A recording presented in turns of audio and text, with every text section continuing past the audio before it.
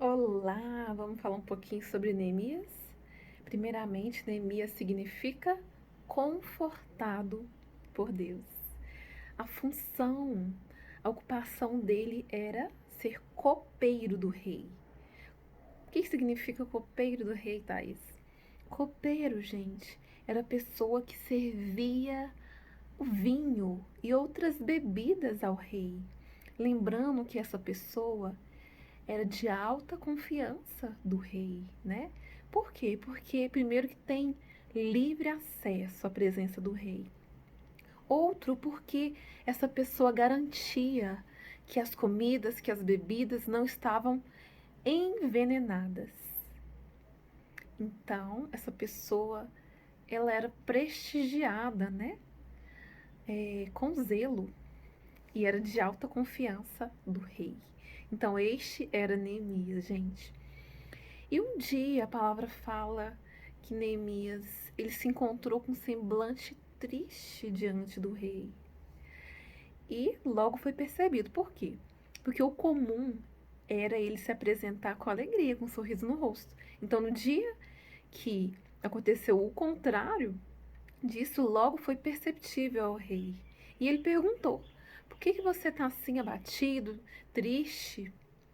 Então, foi uma oportunidade aí para Neemias fala da necessidade, da vontade que estava no coração dele de ajudar a gente.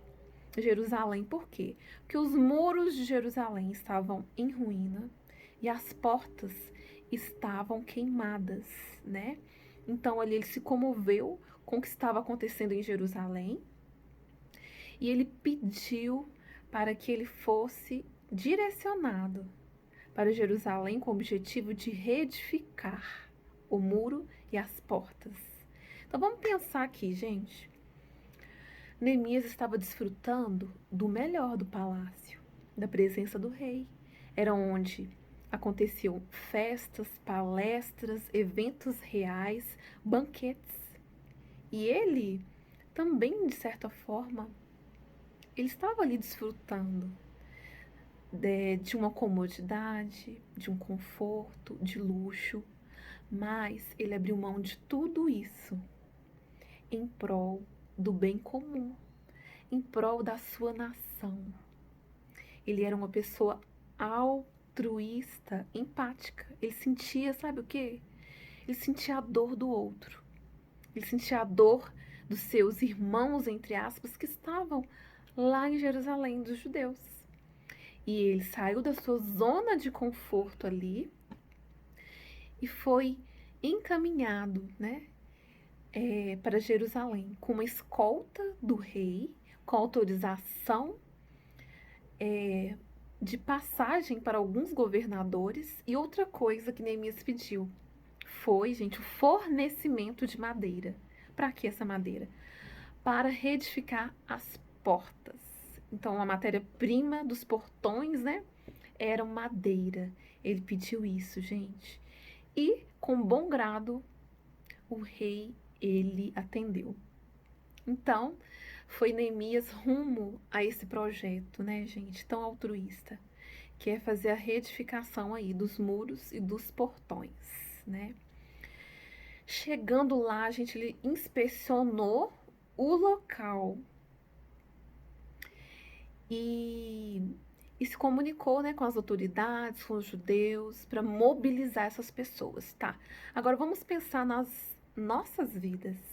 Será que nós temos nos sensibilizado com a dor do outro? Porque a palavra de Deus fala o seguinte: para nós nos alegrarmos com os que se alegram e para nós chorarmos com os que choram. Nós muitas vezes queremos nos alegrar com os que se alegram, mas não queremos chorar com os que choram. Ele se comoveu ali, gente, com aquela realidade. E ele tomou uma atitude em prol, a favor daquelas pessoas que estavam ali, né? Uma pessoa que estava num reino tão longínquo, né? Ele estava em Suzã, na capital da Pérsia, saiu de lá comovido com a ruína, com a pobreza, com o estado que essas pessoas estavam em Jerusalém. E nós? Como será que nós estamos tomando alguma atitude em relação à dor do outro? Então, essa reflexão que eu queria deixar. Então, voltando aí. Gente, quando Neemias chegou em Jerusalém, ele teve oposição. A palavra de Deus fala de Sambalat, Tobias, árabes, entre outros, que foram opositores aí. Então, muitas vezes, quando nós estivermos num projeto com objetivo, ou até mesmo fazendo a obra do Senhor, muitos opositores, muitas pessoas vão se levantar contra. Não vão ficar alegres com isso.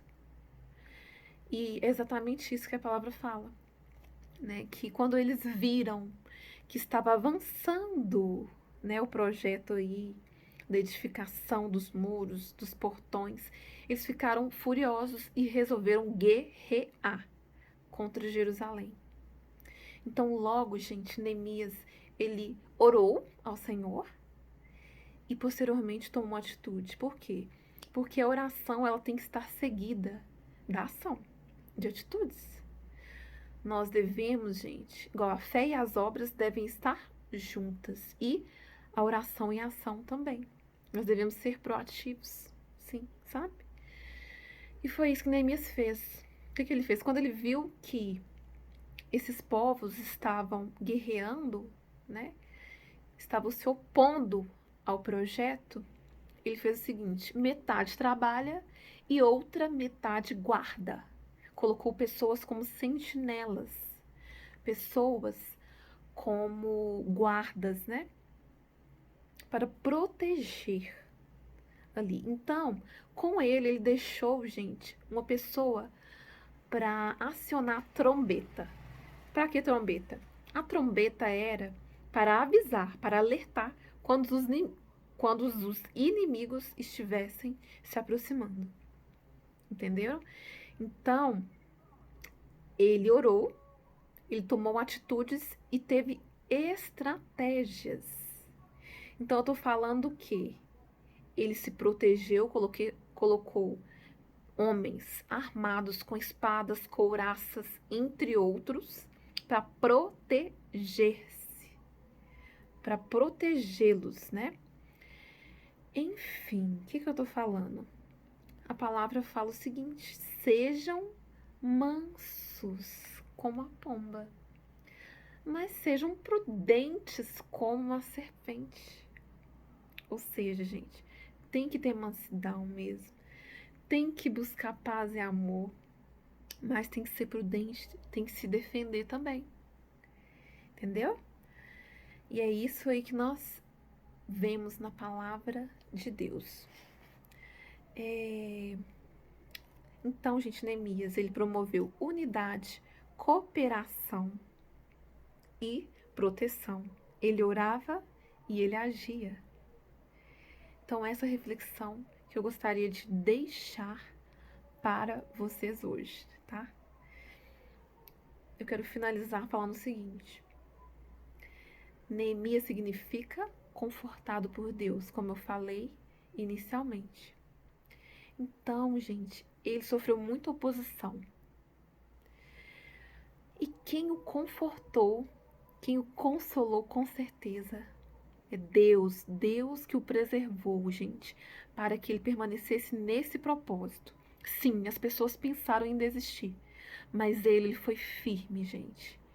Ele foi firme na liderança dele, nas palavras, né, no incentivo ali, aquelas pessoas, sabe?